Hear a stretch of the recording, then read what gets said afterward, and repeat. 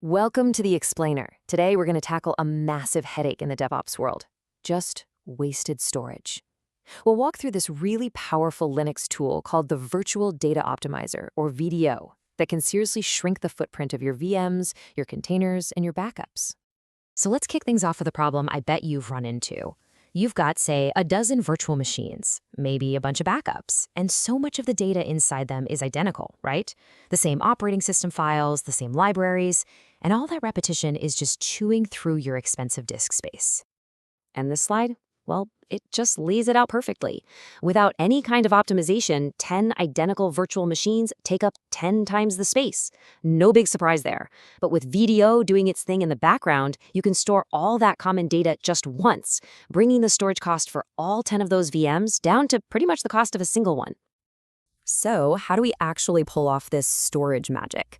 Well, here's our game plan.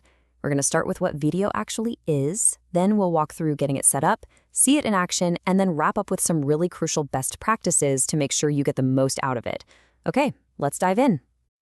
First things first, let's get our heads around the core tech. You see, VDO isn't just one single thing.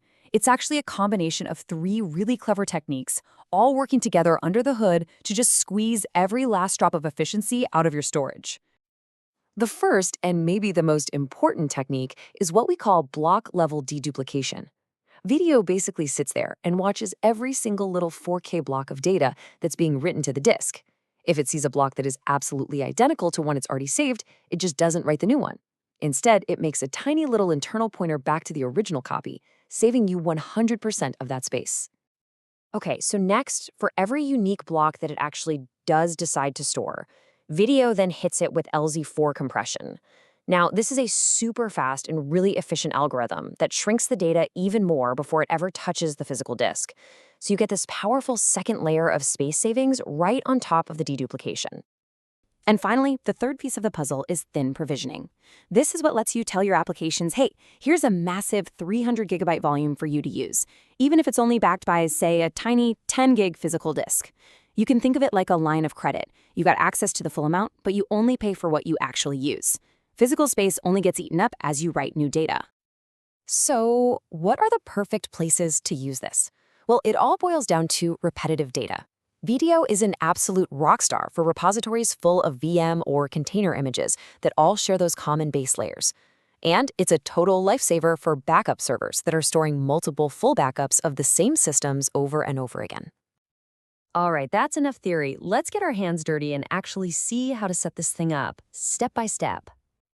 You know, installation is actually a pretty straightforward 3-step deal. First, we install the 2 packages we need. Kmod KVDO, that's the kernel module that does all the real work, and VDO, which gives us the command line tools to manage it. After that, we just start the service, and then we enable it, so it's all ready to go after a reboot. Simple as that. With those packages installed, this is the command that makes it all happen. VDO create. The key parts to pay attention to here are the dash name for your volume, the dash device, which has to be a totally raw, unformatted block device, and then dash VDO logical size, which is where we define that huge, thin provision capacity we talked about. Now, a raw VDO volume is definitely useful, but the standard way to do this, the best practice, is to layer LVM right on top of it. This combination is just so powerful. VDO handles all the space savings invisibly in the background, while LVM gives you all the flexibility to create, resize, and manage a bunch of different file systems on the front end. You basically just treat the VDO device that shows up under /dev/mapper as if it were a regular physical disk. First, you initialize it as an LVM physical volume. Then you create a volume group on top of that. And from that group, you can start carving out as many flexible logical volumes as you need. Okay, here is a super critical tip when you're formatting your file system. You have to use the -k flag. What this does is it disables a process called lazy initialization, which would otherwise go and write a ton of 0 blocks in the background. Now, to VDO, all those writes just look like unique data that it needs to process, which wastes resources and can really slow down your setup. So always use -k.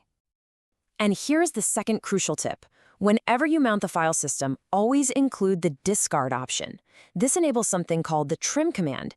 Think of it like a notification system. When you delete a file, the file system tells VDO, hey, these blocks here, they're free now. If you don't do this, VDO would think blocks are still being used, and you'd never actually get any of your physical space back.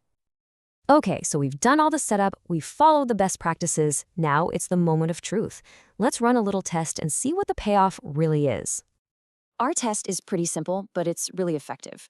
We're going to take about 100 megabytes of data, in this case the contents of the usr/sbin directory, and we're going to copy it twice to our new video volume. So from the file system's point of view, that's a total of 200 megabytes written. Logically, our file system tools are going to report that, yeah, 200 megabytes have been used. But the whole point of VDO is that it's supposed to be smarter than that, right? So the real question is, how much physical disk space did those writes actually take up? The VDO stats command is where the magic is revealed. Look at this. While the file system thinks it's using 200 megs, VDO is reporting that only about 20 megabytes of physical blocks have actually been used. And that last column, that's the one that tells the whole story, the space savings percentage. A 75% space saving. I mean, that is just phenomenal. This is the real power of deduplication and compression working together. VDO saw that identical data, stored it just one time, compressed that single copy, and boom, it effectively gave us back 3/4 of our disk space. Look, video is an incredible tool, but it's not some silver bullet you can just throw at every single problem. To really use it successfully, you gotta know where it shines and where you should probably avoid it. Let's cover some crucial do's and don'ts. Let's just break down the key rules. Do use VDO for those ideal workloads, VMs, containers, backups. Do remember to format with K and mount with discard. Now for the don'ts. Don't use it under high-performance databases. That tiny bit of processing overhead can become a bottleneck. And definitely don't later VDO on top of data that's already encrypted.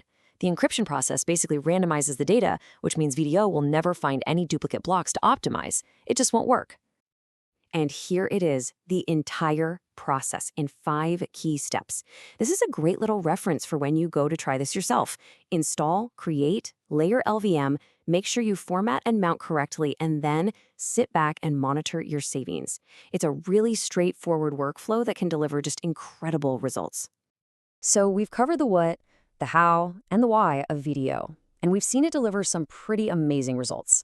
This leaves us with a final question, and this one's for you. Think about your own environment, your VM hosts, your backup server, your container registry. Where could a 75% storage saving make the biggest impact for you?